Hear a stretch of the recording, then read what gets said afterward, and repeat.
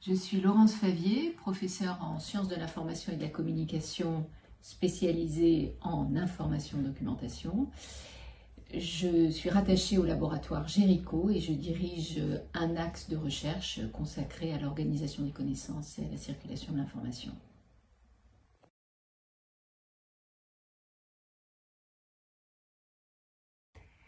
Le master GID, gestion de l'information et du document d'entreprise, est un parcours donc un master 2 qui est un parcours d'un master relevant d'une mention nationale information documentation.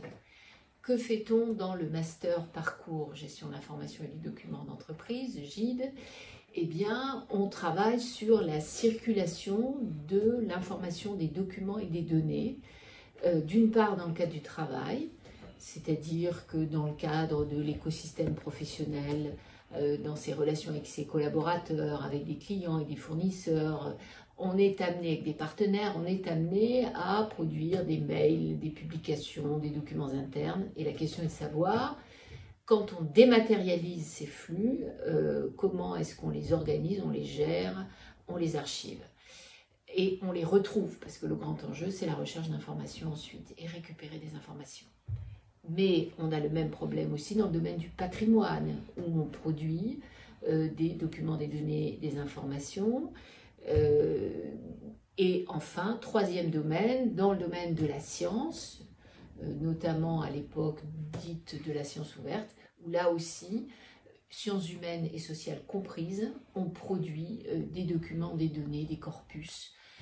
Et la question est de savoir comment on les produit, comment on les gère, on les organise, et on retrouve ces informations, on les archive et on pense le temps long pour récupérer l'ensemble de ces informations. Il y a derrière tout ça des métiers et des compétences spécifiques.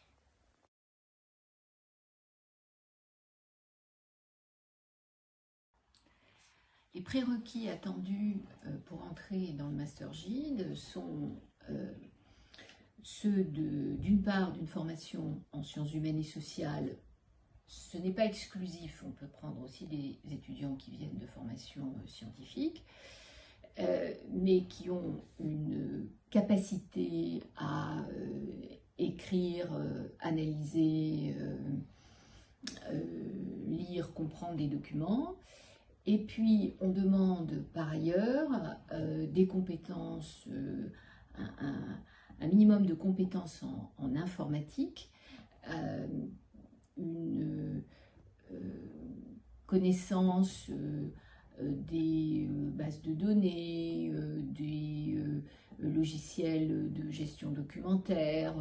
Alors, on ne demande pas une connaissance avancée pour rentrer dans le master, mais que l'on sache un petit peu ce que c'est qu'un système informatisé de gestion de bibliothèque ou ce que c'est qu'un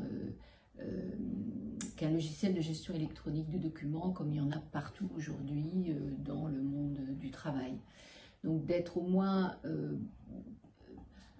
de connaître au moins à quoi ça sert et de savoir un peu les manipuler. Alors l'informatique, il faut en faire un peu, je veux dire par là, par le un peu, je veux dire que on ne demande pas aux gens d'être informaticiens, mais il faut avoir un appétit pour le numérique.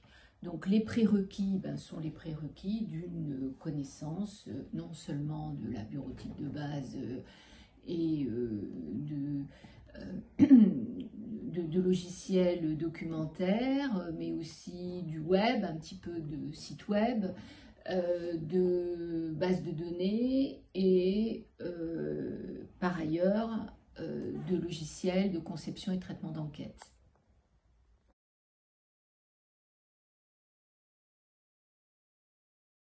Bonjour à toutes et à tous, chers étudiants GID, chers futurs étudiants GID. À travers cette vidéo, je souhaite vous donner un aperçu sur la place du numérique au sein de la formation GID, puisque je suis en charge de 2 modules au sein du parcours GID. Un qui a lieu au premier semestre et qui s'intitule Conception des outils de gestion. Et un deuxième module qui a lieu au 2e semestre et qui s'intitule Traitement des corpus numériques. Alors pour le premier module, en fait, il s'agit de de s'intéresser à toutes les approches d'analyse des besoins, de conception, qui vont nous permettre de mettre en place et d'accompagner la mise en place en fait d'une nouvelle solution de gestion d'information. On va se baser essentiellement sur des modèles et des formalismes de conception tels qu'UML. Et donc, ça permet d'avoir des connaissances pour pouvoir être capable d'écrire un cahier de charge, d'identifier les besoins et avoir les outils et les moyens nécessaires pour formaliser ces besoins avec des formalismes qui sont reconnus à l'échelle internationale. Et ensuite, on va établir, par exemple, ce qu'on appelle des diagrammes de use case ou des diagrammes de classe qui vont nous permettre de, pareil, exprimer les différents besoins et accompagner la mise en place d'une nouvelle solution de gestion d'information. Ensuite, au deuxième semestre, avec le module traitement des corpus numériques, en fait, ce module, il est centré sur la collecte des données, qu'elles soient structurées ou non structurées, son analyse, son exploitation et la visualisation des connaissances qu'on va extraire automatiquement à partir de ces données.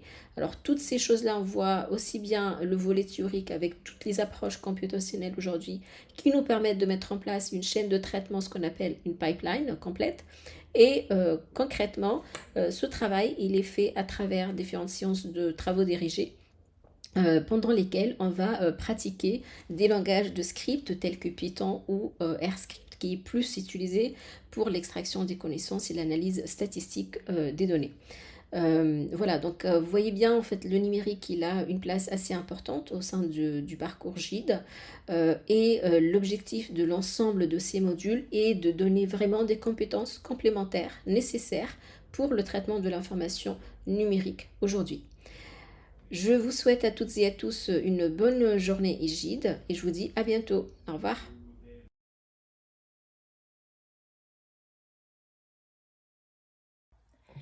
Les débouchés sont ceux des métiers traditionnels tels qu'ils intègrent bien sûr les nouvelles technologies, mais qui sont des métiers qu'on peut appeler traditionnels, c'est-à-dire les bibliothèques. Alors les bibliothèques, ce sont des concours pour être bibliothécaire, mais il y a aussi une partie des métiers au sein des bibliothèques ou à l'extérieur du tissu des bibliothèques pourvues par les concours d'État. Il y a aussi des besoins pour des formations de ce type. Il y a des bibliothèques aussi dans les entreprises, bibliothèques spécialisées, des centres de documentation.